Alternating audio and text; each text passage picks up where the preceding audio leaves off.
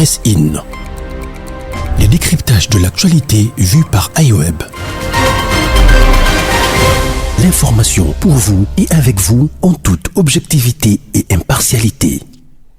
Bonjour chers auditeurs de iWeb, bienvenue dans cette émission Presse In. L'équipe est complète. Je suis avec Madame Kanziki Salombongo Mata à ma gauche. Bonjour Madame. Bonjour Gilbert Ngonga. Vous allez bien? Très bien, merci. D'accord. Et à ma droite, Monsieur Gédéon Atibou. Bonjour. Pourquoi, monsieur? Non, on est des simples citoyens, des simples confrères. Et merci de me recevoir sur ton plateau. Et merci à tout le monde qui nous suit et qui nous fait confiance. Merci à leur fidélité, à leur confiance. Et bonjour à Kanziki Salou Mbongo Mata.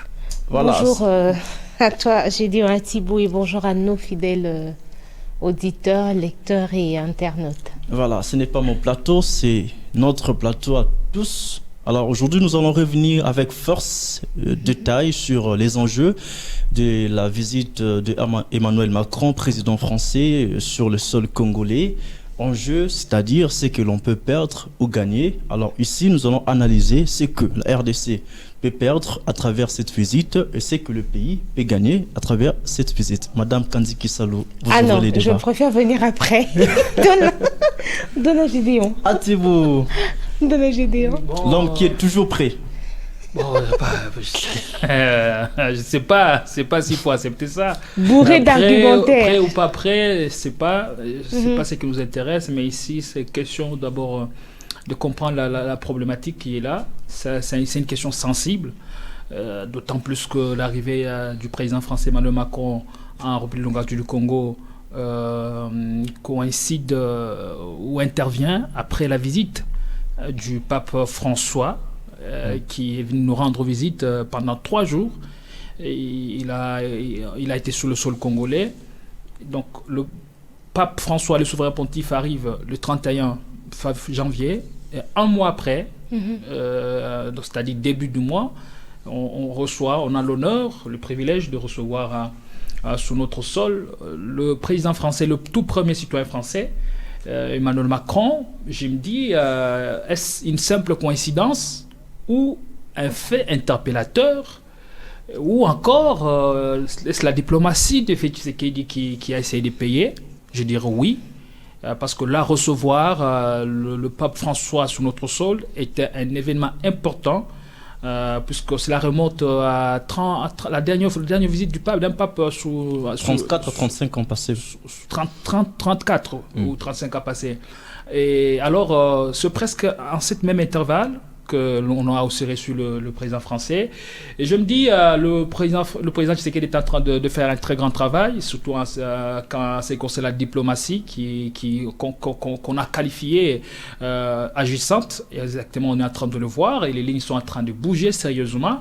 Eh bien, on est sur une bonne lancée, oui ou non? J'ai dit oui. Et là, on est en train de voir le son et l'homme, le président Tshisekedi, qui est en train de se pavaner à travers le monde. Il est en train de se battre pour défendre ou encore exprimer la cause de la République du Congo. Et voilà, il ne suffit pas tout simplement de défendre ou encore d'exprimer le problème des Congolais ou le problème du Congo. Il faudra aussi avoir la rhétorique et aussi avoir les tacts, les sens de la mesure nécessaires pour arriver à n'est-ce pas, parvenir à ces revendications qui sont d'autant beaucoup plus légitimes et importantes pour la République du Congo. Ça, je l'ai dit d'entrée de jeu. Et s'il faut encore revenir sur les discours tenus par le président Emmanuel Macron, avant bien sûr de prendre celui du président Félix Tshisekedi, le discours qui a été tenu devant la presse, parce que les deux présidents étaient face à la presse nationale et internationale. Et s'il faut maintenant aujourd'hui décrypter ou scruter les discours, je me rends compte de 2 petites idées qui se dégagent déjà pour le discours du président François Hollande, Emmanuel Macron. Je me dis, on a été face à un président qui sait parler, qui a la maîtrise de la rhétorique, c'est du béton, de la rhétorique, passe-moi l'expression, et il a su très bien vendre la France, parce que là, la France est dans une autre politique, dans une autre perspective, qui est celle notamment de rentrer sur le continent en force et reprendre de l'espace, parce que on le sait tous, la suprématie française est en train d'être supprimée par la Chine, par la Russie, qui sont en train de monter en puissance sur le continent. Eh bien, pour l'Occident, ceci constitue constitue un véritable obstacle pour leurs intérêts. Et il faut venir en Afrique avec un autre discours. Et du début à la fin du discours de Macron, je constate qu'on a eu le premier citoyen français qui a défendu, qui a parlé de la France en bien, et qui a montré le rôle historique que la France a eu à jouer aux côtés de la République démocratique du Congo durant toutes ces années, ou encore depuis 1960, je dirais même ça. Et quand il retrace ce rôle, il essaie au moins de vendre un peu beaucoup plus cher la France. Je me dis, ce rôle n'a pas aussi trop aidé la RDC, parce que si nous sommes dans cette situation aujourd'hui, si la RDC n'arrive pas encore à retrouver sa souveraineté comme il a laissé entendre, on reviendra de fond en comble sur ça, c'est parce que ce soutien-là qu'on croyait avoir de ces pays-là ne nous a pas aidé, parce que la RDC a été dans des rapports, dans des relations beaucoup plus avec ses partenaires traditionnels. On n'avait pas encore fait de choix, et là maintenant la tendance ces dernières semaines est maintenant d'opérer un autre choix. Devons-nous continuer ou devons-nous tendre la main à l'Orient, ou devons-nous continuer avec le même partenaire traditionnel, entre autres la France, la Belgique et les États-Unis? Alors c'était la plus grande question, et du côté français ça fait un peu peur, et on risque de perdre tous ces États qui nous ont soutenus. Et quand on reçoit Macron sur notre sol, je me dis, Macron ne vient pas en bon ami de la République démocratique du Congo. Non, nous devons nous le dire. Macron vient dans une campagne de séduction de la République française. Il vient dans une campagne de reconquête, parce que nous suivons très, très près l'actualité. Lors des assemblées générales au niveau de l'ONU, on a vu comment est-ce que les États africains ont voté en faveur de la Russie. C'est pas tous les États qui ont voté contre la Russie. Certains États africains se sont même abstenus. Alors, ça les inquiète un peu. Et c'est comme ça que vous trouverez d'entrée de jeu, le président français Emmanuel Macron commence d'abord par féliciter son homologue français, et son homologue congolais, son homologue congolais Félix Tshisekedi, en le félicitant de la clarté et de vote et de l'expression lors de la dernière, ou encore lors des assemblées générales de l'ONU, pour avoir voté pour les sanctions. Ça, il a voté pour ou contre? Pour la sanction. Il a voté pour les sanctions contre la Russie. Et moi, je me dis, ça, c'est un discours qu'il ne fallait pas gober, qu'il ne fallait pas faire passer. C'est-à-dire, là, la France vous montre la position. Là, on vient, nous sommes dans une autre perspective. Et la RDC semble déjà comprendre cette perspective. Et la RDC, c'est parmi les États qui sont derrière nous. La RDC, jusqu'à présent, n'a pas encore adhéré, ou encore n'a pas encore suivi la politique que propose la Russie, la Chine et le bloc l'Orient. Et bien, on montre cette position-là, d'avoir voté contre la Russie. Et moi, je me demande si cette position, si Macron s'implique autant en ce qui concerne les sanctions contre la Russie, si Macron s'implique autant en ce qui concerne le retour de la paix au niveau de l'Ukraine, est-ce que l'a-t-il fait avec la République démocratique du Congo, qui connaît un carnage, qui connaît un génocide dans sa partie orientale, et qui ne date pas d'aujourd'hui, ça date depuis plus de 25 ans. Et dans son discours, dans son speech, il a encore répété ou encore rappelé que le nombre de morts dans la partie orientale dépasse celui de la guerre mondiale. Eh bien, je me dis, s'il faut encore peut-être prendre ces deuxième aspect, que le discours de Emmanuel Macron, c'était un discours de séduction et bourré d'hypocrisie que la RDC ne doit pas suivre et écouter. Voilà, discours d'hypocrisie que la RDC ne peut pas suivre ou écouter. Madame Kandi, qu'est-ce que tu en dis? Je suis entièrement d'accord avec Gédéon Atibou. Je crois qu'on a eu Je savais. Oui. Mais je suis désolée. Hein. Tu savais comment? Ouais, il savait parce que on a eu à faire le tout dernier pressing et on avait parlé de Macron, de son arrivée. Et dans l'analyse que j'avais eu à faire, la manière dont je l'avais développée, j'avais carrément ou presque suivi ton alignement à toi. Tout à fait. Pour moi, c'est comme Gédéon l'a dit, je crois qu'il y a peut-être même pas grand-chose à rajouter. Macron n'est pas venu au Congo pour des intérêts pour tous. Il est venu ici pour les intérêts de la France. Tous les pays étrangers avec lesquels nous, on a eu à travailler avant, nous ont totalement déçus. Et ce n'est pas avec la France qu'on va tirer un quelconque intérêt particulier. Si Macron est pour le Congo, si Macron se fait partenaire, se fait ami du Congo, depuis cette vingtaine d'années où nous comptons des massacres à haut débit, de haute qualité, si je peux le dire comme ça, on n'a pas eu l'intervention conséquente, le poids de la France comme tel pour voir cette situation changer. Macron est quand même à ce poste depuis bien longtemps. Il aurait pu faire quelque chose, il aurait pu dire quelque chose. On ne l'a pas senti. Pourquoi c'est cette année-ci qu'on vient voir ça? Et pourquoi dans son discours, il ne faut même pas parler Macron, il faut parler plutôt de la politique française, puisque là, Macron ne vient pas avec sa propre politique. La France-Afrique dont il a parlé remonte à très bien longtemps. Et lui, il n'a même pas connu cette période coloniale. Mais il a étudié quand même ça à l'école. Actuellement, c'est lui qui incarne la politique française. C'est la politique française. On sait depuis longtemps que la politique française, c'est la même. Voilà. Donc, quand il vient ici, c'est vrai que la politique française, c'est tout autre chose, mais il est le porteur de cette politique française ici sur notre sol. Donc, Macron n'est pas venu pour les intérêts de notre pays. Ce n'est pas parce que Macron a foulé ses pieds ici que la guerre à l'Est prendra fin. Et je ne vois pas pourquoi est-ce qu'on va signer le moindre partenariat avec Macron. Pour moi, si on devait faire un partenariat, on doit faire ce partenariat avec la Russie. Parce que jusque-là, la Russie est le seul pays. Son président reste le seul qui, à mes yeux, est crédible, est sérieux et honnête. Il vous dit déjà que je vais vous donner quelque chose en retour, vous me donnez aussi quelque chose, mais je ferai en sorte de vous sortir du gouffre dans lequel vous vous trouvez. Il fallait voir Macron commenter ce qu'il était en train de parler à notre président. Je sentais pas... Quand on a entendu le président Félix parler à Macron, il y avait... Beaucoup de respect. Beaucoup de respect. Il y avait une forme de considération. C'est vrai qu'il était en train de le recadrer. J'ai beaucoup aimé le discours qu'il a tenu vis-à-vis de Macron lorsqu'il a ouvert le débat en quelque sorte.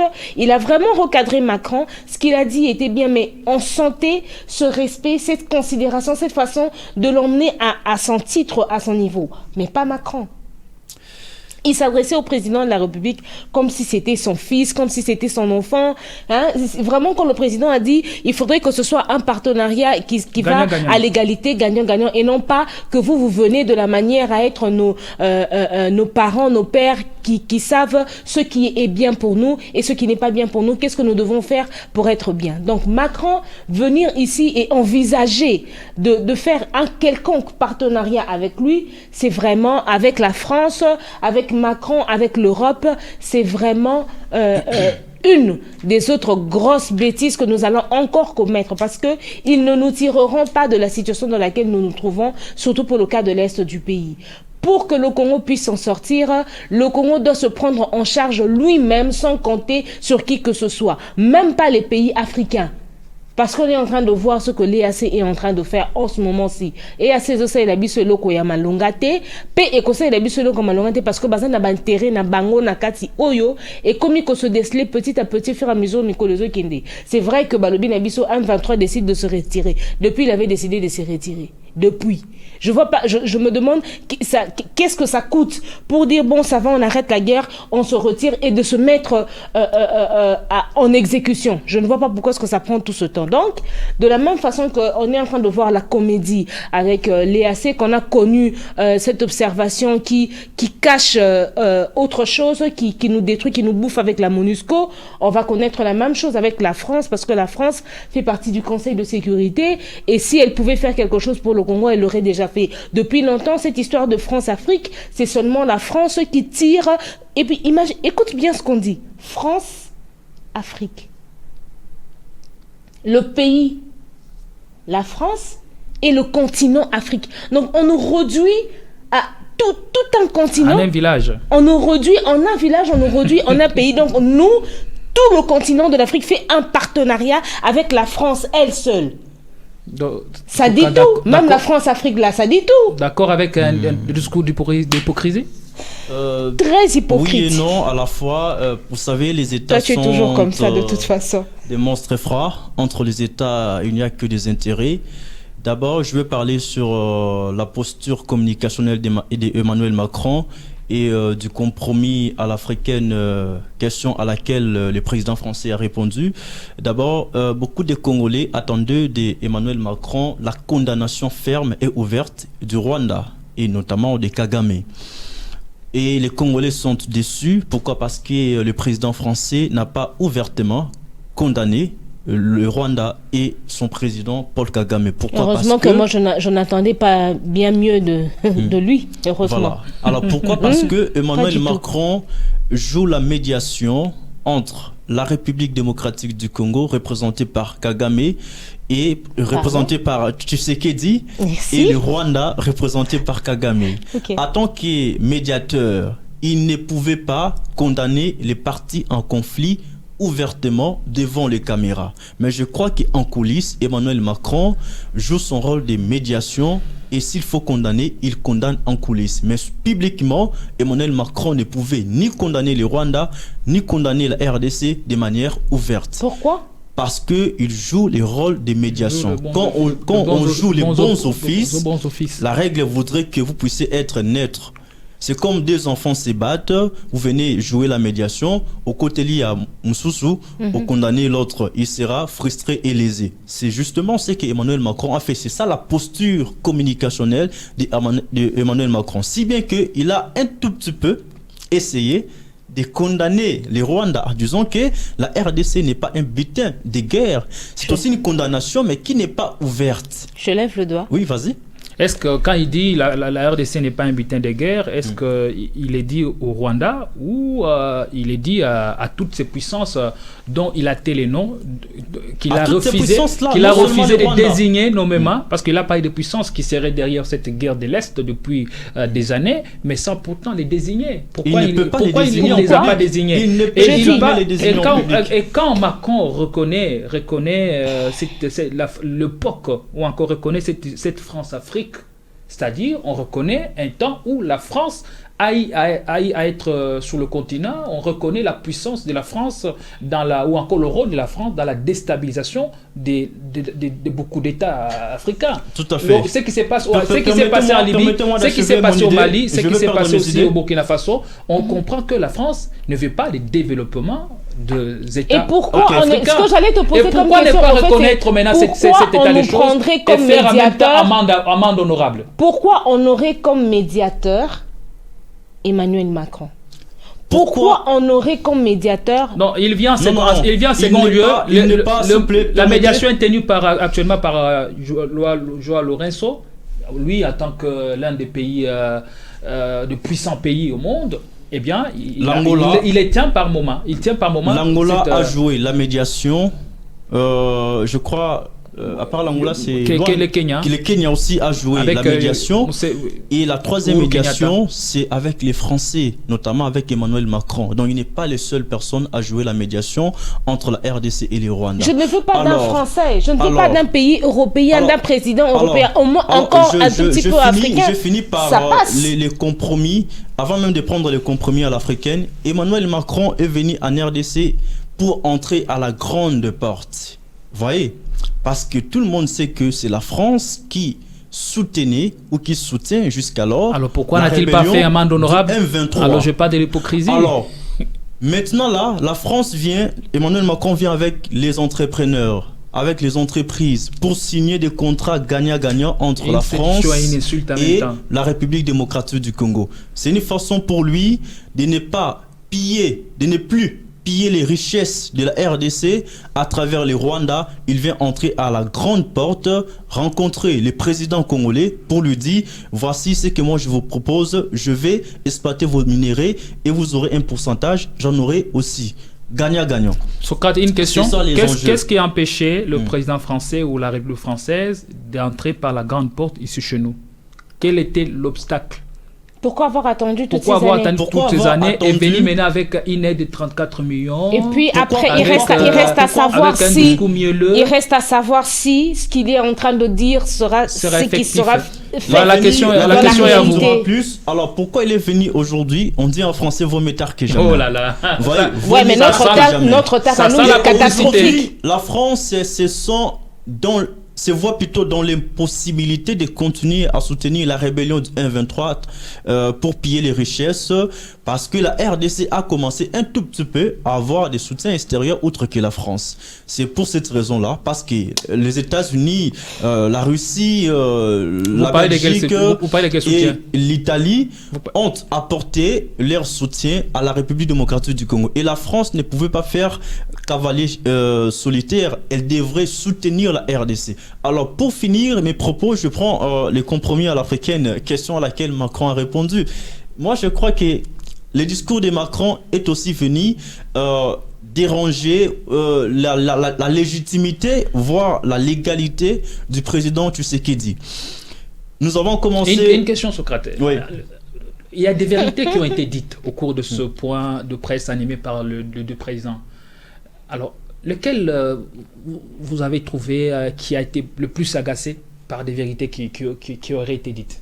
Mais justement, c'est celle que je suis en train de dire. Le compromis à l'africaine. Lequel qui était plus agacé? Compromis à l'africaine. C'est-à-dire que le discours du président français Emmanuel Macron est venu mettre à nu la légalité et la légitimité du président congolais Félix Tshisekedi. Il n'est pas le premier à tenir un tel discours. Corneille Nangaa, vous le savez, l'homme de la première loge, a tenu un discours dans lequel il avait dit qu'il avait participé, en tant qu'ancien président de la CENI, à l'accord politique qui a été signé entre Tshisekedi et Kabila à Kingakati. En quelle année? En 2019. Donc, cela voudrait dire que le président Tshisekedi n'était pas élu président de la République, il était nommé par Kabila. Comme si cela ne suffisait pas, Emmanuel Macron est venu, il a dit « Nous savons le contexte des élections de 2018 ». Comme pour dire que Tshisekedi n'avait pas remporté comme pour lui dire, il ne faut pas faire trop de bruit. La victoire présidentielle et que c'est comme si ça le regardait d'ailleurs. Personne qui avait remporté comme la s'il victoire. Avait un côté congolais. Donc ce discours est venu en tout cas déranger la légalité et la légitimité de Tshisekedi. Vous avez suivi, je crois, avec moi la réaction qui n'a pas tardé de Martin Fayoulou, qui accuse une fois de plus Tshisekedi d'usurpateur du pouvoir. Pourquoi? Parce qu'hier, il réclamait la vérité des urnes. Il est prêt à se battre pour faire respecter la loi. Il est prêt, voilà, à se battre pour respecter la vérité des urnes. Je crois que les élections de 2018 seront très agitées pour la simple raison que Tshisekedi est mis à mal. Les élections de 2023. 2023, si bien que le président actuel a le contrôle de la CENI, a le contrôle de la Cour constitutionnelle, mais je crois que la France a discrètement déclaré sa flamme à Denis Mukwege, parce que avant même de rencontrer le chef de l'État congolais, les présidents français a d'abord et avant tout commencé par rencontrer discrètement le prix Nobel de la paix. Et au cours de cette rencontre, officiellement, ils ont parlé sur des questions humanitaires. Mais nous savons que, en dehors de ces questions humanitaires qui ont été évoquées entre les deux personnalités, il y a eu aussi de négociations, de tractations de coulisses pour pousser Denis Mukwege à la présidentielle, parce qu'aujourd'hui le président Tshisekedi est rejeté, je dirais, par beaucoup de pays européens qui dirigent le monde. Voilà les enjeux de la visite du président français sur les sols congolais. Et moi je me pose la question à savoir, c'est jusqu'à quand que nous aurons un président français, un président américain, un président qui ne serait pas africain, qui ne serait pas congolais, qui viendrait s'ingérer dans nos affaires d'élection, dans les affaires de notre pays, dans les affaires africaines. Jusqu'à ce que nous allons nous lever et dire non à l'Europe, non à l'Amérique. Quels sont les intérêts de Macron de vouloir indirectement indirectement, comme tu le dis, c'est sous-entendu, de pousser Mukwege à la présidentielle. Pourquoi? Mais les certainement. Mais oui, c'est pourquoi je suis en train de dire, on sait lire, on sait voir que ces gens sont bourrés d'intérêts, qui ne seraient peut-être, qui ne seront pas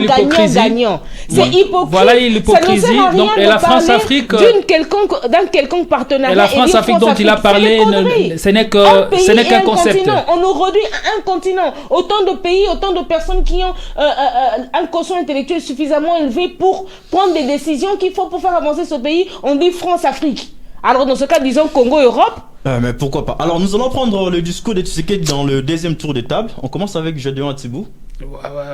Je préfère que Madame Kandi, elle qui est déjà qui a le vent en poupe. Je vous ai suivi, je lis votre commentaire sur les réseaux sociaux. Vous avez applaudi le discours de Tshisekedi. Cette fois-ci, vous avez dit il a bien parlé.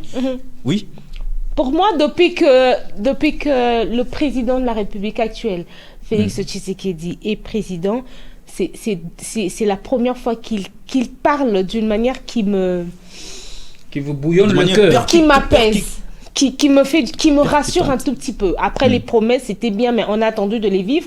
Ça a tardé, ça a été ballotté dans tous les sens. On n'a pas vécu ça comme tel. Mais au moins, affronter Macron de cette façon et lui passer directement le message, à savoir qu'on n'est pas des jouets, des yo-yo que vous allez manipuler comme bon vous semble. On n'est pas des enfants pour qui vous allez prendre des décisions, nous dire comment est-ce que nous allons marcher et ce qui est bien pour nous. Quand on parle d'un partenariat, ça doit être un réel partenariat. Nous prenons des décisions, nous donnons des propositions qui vont être respectées. Ça ne sera pas à vous de placer les règles tout simplement du partenariat. Parce que je crois que les partenariats qui se font avec notre pays, c'est comme ça. Ils viennent, ils disent, bon, ça va, ok, nous, on va construire 54 hôpitaux et puis après, on va prendre cette étendue de minerais qu'on va exploiter pendant autant de temps. Généralement, nous subissons les partenariats, on subit. Et puis après, dans ce qu'on attend, nous, de cette partie du partenariat, on ne l'a pas. Le cas, par exemple, du contrat du siècle avec les Chinois, qui carrément des bêtises sur tous les 31 hôpitaux, je pense. Oui, une trentaine d'hôpitaux. D'hôpitaux, on n'a rien eu. Aucun hôpital qui a été construit. Cinquantenaire avec les Indiens et tout consort. Et puis après, quoi encore? Il y a eu des actions qui ont été... Le boulevard du 30 juin qui ont été faites dans le cadre de ce projet. Et puis après quoi encore? Pas grand-chose. Après, quand on a élargi le boulevard du 30 juin, ça fait quoi aux Congolais?